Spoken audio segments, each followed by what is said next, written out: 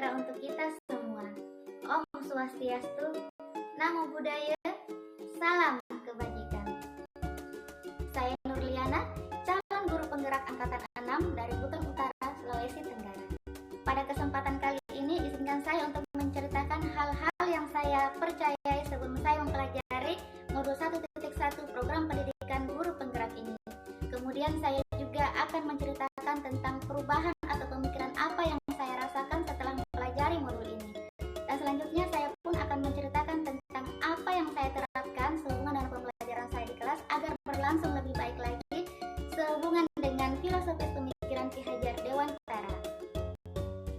Sebelum saya mempelajari modul 1.1 yang berisi tentang filosofis pemikiran Ki Hajar Dewantara, saya berpikiran bahwa pembelajaran yang baik itu hanya berpusat dari guru.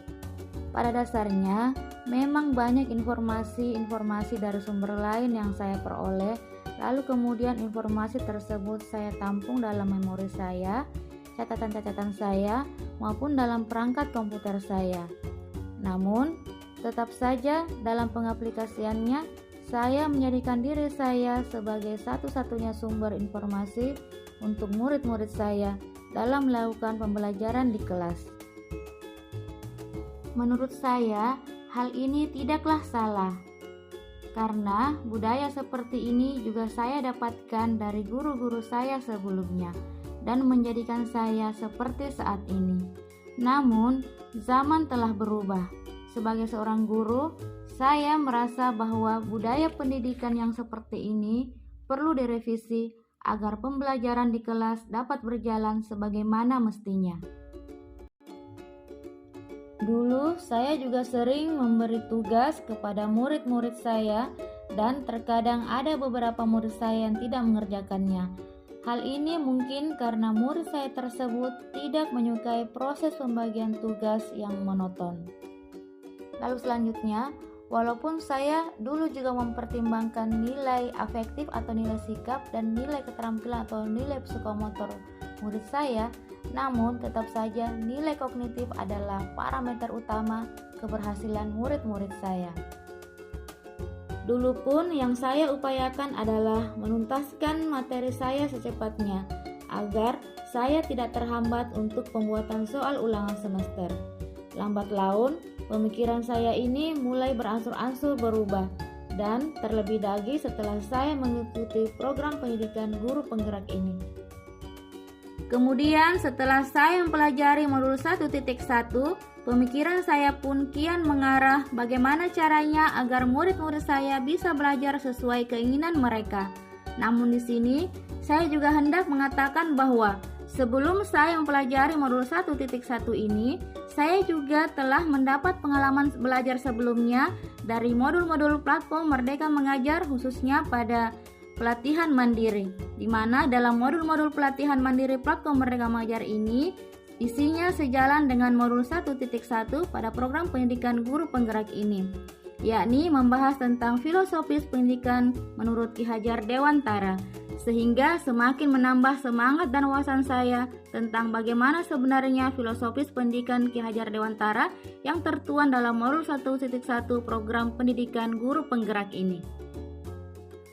Hal yang paling berubah dari pemikiran saya adalah akankah lebih bijak jika pembelajaran yang dilakukan di kelas tidak lagi berpusat pada guru, namun gurulah yang harus menyesuaikan cara mengajarnya atau cara mendidiknya sesuai dengan keinginan murid-muridnya, di mana seorang guru harus memperhatikan kodrat alam dan kodrat zaman murid-muridnya, serta mengacu pada asas trikon yang diutarakan oleh Ki Hajar Dewantara.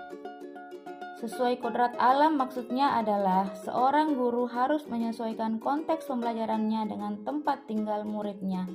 Misalnya saja di sekolah saya yang dihuni oleh sejumlah murid yang mayoritas berasal dari lingkungan perkebunan.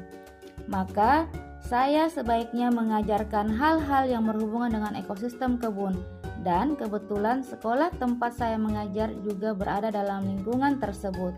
Contohnya, untuk mata pelajaran IPA yang saya ampuh, maka murid yang saya tuntun untuk melakukan praktikum yang salah satunya mengamati tanaman atau tumbuh-tumbuhan di lingkungan sekolah, menanam tanaman, ataupun penghijauan sekolah, atau mengamati salah satu hewan yang berada di sekitar sekolah yang salah satunya bagian dari ekosistem kebun. Selanjutnya, setelah saya mempelajari modul 1.1, saya pula berpikiran bahwa keadaan murid sangat dipengaruhi oleh kodrat zaman. Hal-hal baru atau budaya-budaya baru dari luar turut menentukan karakter murid. Dan tugas seorang guru atau pendidik adalah tetap menuntun murid untuk memilah budaya-budaya luar tersebut. Guru seyogyanya membantu murid untuk mempertahankan nilai-nilai budayanya dan nilai-nilai kemanusiaan yang dimilikinya sesuai lingkungan sosial budayanya.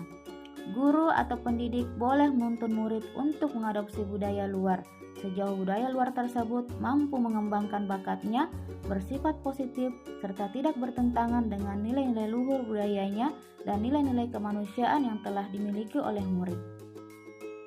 Misalnya seperti budaya pesta panen di daerah saya yang diselenggarakan sekali dalam setahun.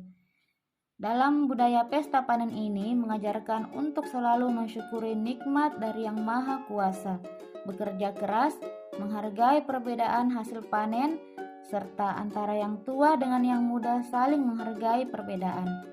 Dalam hubungannya dengan pembelajaran di kelas, nilai-nilai luhur dalam budaya pesta panen ini dapat menjadi pedoman karakter murid. Dan di sini saya sebagai seorang guru atau pendidik harus tetap menuntun murid-murid saya untuk menjaga nilai luhur budaya pesta panen tersebut agar tetap bersemayam dalam diri murid saya. Sehingga dalam pembelajaran di kelas, murid-murid saya bisa menerapkan nilai-nilai luhur tersebut, seperti selalu bersyukur sebagai seorang pelajar, menghargai keberagaman suku di kelas, menghormati guru-gurunya. Saya pun akan tetap menuntun murid-murid saya untuk mengadopsi budaya luar yang datang agar mereka semakin berkembang, tapi tentunya yang tidak bertentangan dengan budaya pesta panen yang merupakan budaya lokal mereka yang telah membentuk karakter luhur mereka dan karakter nilai-nilai kemanusiaan mereka. Dari modul 1.1, saya juga berpikiran bahwa tidak seharusnya saya mengejar materi hanya untuk menuntaskan materi pembelajaran saya di kelas. Dalam hal ini, saya hendaknya memuliakan murid-murid saya, yaitu menuntun laku murid saya.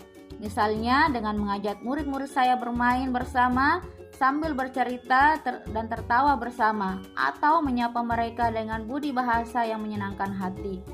Tentunya di dalam pembelajaran di kelas, saya pun harus menciptakan suasana pembelajaran yang diinginkan oleh murid dan terus mendorong serta memberikan semangat kepada murid saya untuk berkarya sesuai keinginannya. Dengan kata lain, guru atau pendidik adalah sebagai ing ngarso suntolodo atau di depan pemberi contoh, ing madya mangun karso atau di tengah pemberi motivasi, dan tuturi handayani atau di belakang sebagai pemberi dukungan maupun dorongan. Dari apa yang saya utarakan di atas, yang kesemuanya berasal dari pemikiran Ki Hajar Dewantara, sangat membantu saya untuk menjadi seorang pendidik dalam rangka melakukan pembelajaran yang berpihak pada murid, agar murid-murid saya mencapai keselamatan dan kebahagiaan dalam belajar. Untuk itulah selanjutnya saya menerapkan prinsip pembelajaran berdiferensiasi. Pembelajaran berdiferensiasi ini adalah tujuan dari kurikulum Merdeka Belajar yang sejak dulu diperjuangkan oleh Ki Hajar Dewantara. Dalam pembelajaran ini, saya membagi murid ke dalam kelompok yang diinginkannya, yaitu kelompok visual bagi murid yang senang melihat dengan objek saja. Kemudian kelompok audio bagi murid yang senang dengan cara mendengar, dan kelompok kinestetik bagi murid yang senang dengan bergerak atau menyentuh objek secara langsung. Setelah saya menerapkan pembelajaran berdiferensiasi ini, saya merasa perubahan yang signifikan dalam diri saya, di mana di sini saya tidak lagi menghimbau murid saya untuk mendapatkan sepenuhnya informasi dari saya, namun saya membebaskan murid-murid saya untuk mencari informasi dari sumber lain yang mereka inginkan. Saya juga melihat bahwa secara otomatis kecakapan murid-murid saya langsung terlihat, sehingga kognitif, afektif, dan psikomotor murid-murid saya berjalan seiring dengan sendirinya. Dengan demikian, kreativitas dan pemikiran murid-murid saya akan lebih terrealisasikan dalam pembelajaran dan kehidupannya yang lebih luas. Dengan tetap ditanamkannya nilai-nilai luhur budaya serta nilai-nilai kemanusiaan maupun memberikan kesempatan kepada murid untuk berkreasi sesuai keinginannya, maka akan terciptalah budi pekerti murid yang berprofil Pancasila. Demikianlah pemaparan saya tentang apa yang saya percayai sebelum saya mempelajari modul 1.1 dan perubahan pemikiran apa yang saya rasakan setelah mempelajari modul 1.1 dan apa yang saya terapkan setelah mempelajari modul 1.1 sehubungan dengan filosofis pemikiran Ki Hajar Dewantara. Semoga bermanfaat. Sampai jumpa. Salam dan bahagia.